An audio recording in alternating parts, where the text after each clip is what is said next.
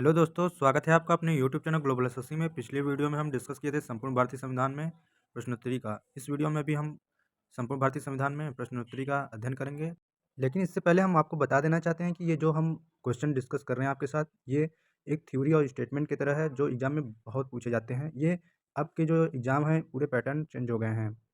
Examiner केवल भारतीय संविधान का जो अनुच्छेद है वो तो पूछता है डिजिट में, लेकिन और भी एडिशनल एडवांस में जो भी स्टेटमेंट वाला क्वेश्चन है वो ज़्यादा बनाने लगा है, जो आपको बहुत ही हेल्पफुल देगा इस वीडियो से। तो आइए शुरू करते हैं। पहला क्वेश्चन है, इस संविधान का नाम भारत का संविधान है, इसका उल्लेख कौन से अनुच्छेद में किया गया है? आंसर हो जाएगा अनुच्छेद 393 में।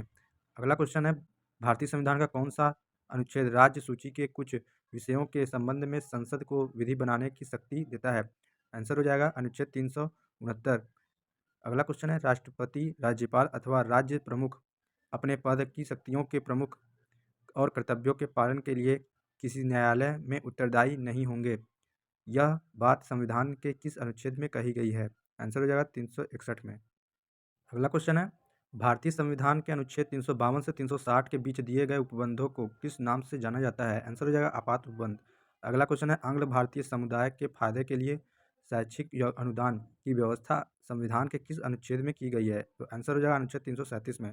अगला क्वेश्चन है, अनुच्छेद 170 के होते हुए यदि किसी राज्य के राज्यपाल की यह राय है कि उस राज्य की विधानसभा में आंग्ल भारतीय समुदाय का प्रतिनिधित्व आवश्यक है और उसका प्रतिनिधित्व पर्याप्त नहीं है, तो वह उस विधानसभा में आंग्ल भारतीय समुदाय के एक सदस्य का नाम निर्देशित कर सकेगा। इस बात की व्यवस्था संविधान के किस अनुच्छेद में है? आंसर हो जाएगा अनुच्छेद 333 में।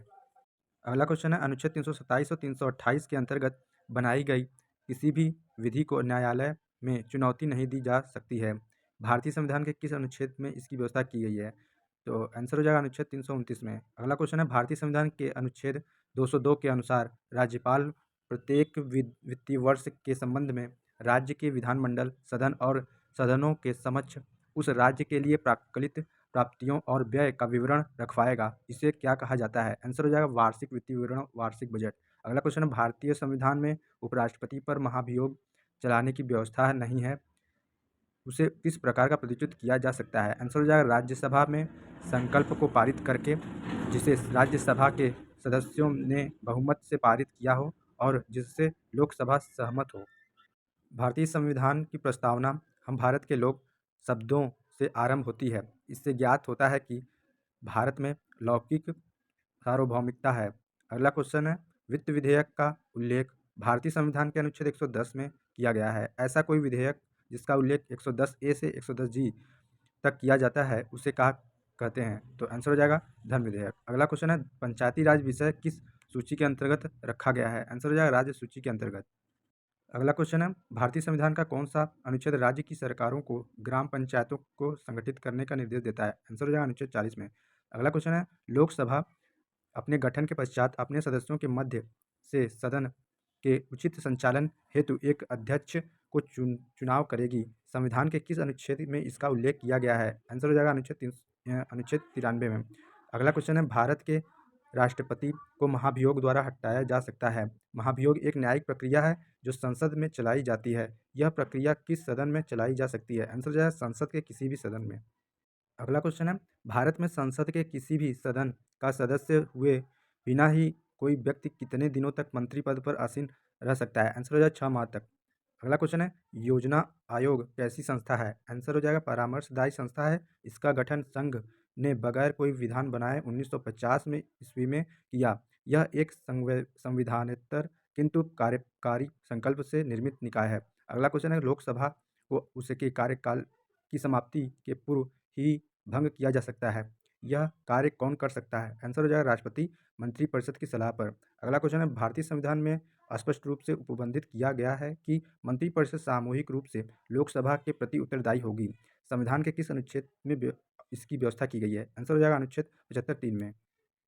अगला क्वेश्चन है, किसी साधारण विधेयक पर मतभेद होने की स्थिति में संसद के दोनों सदनों की संयुक्त बैठक बुलाई जाती है। इसकी व्यवस्था संविधान के किस अनुच्छेद में है? आंसर हो जाएगा अनुच्छेद 108 में। अगला क्वेश्चन है, भारत के कितने राज्यों में द्विसदनीय विधानमंडल अस्तित्व में है? आंसर हो जाएगा 6 राज्यों में। पहला विधान बिहार में, दूसरा महाराष्ट्र, तीसरा है कर्नाटक, चौथा है तेलंगाना, पाँचवां है उत्तर प्रदेश, छठवां है आंध्र प्रदेश।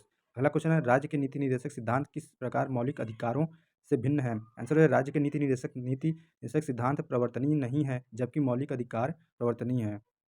अगला क्वेश्चन है जिसे आज संसद भवन कहते हैं, उसका उद्घाटन 18 जनवरी 1927 को किसने किया? आंसर हो जाएगा भारत के तत्कालीन गवर्नर जनरल लॉर्ड इरविन ने।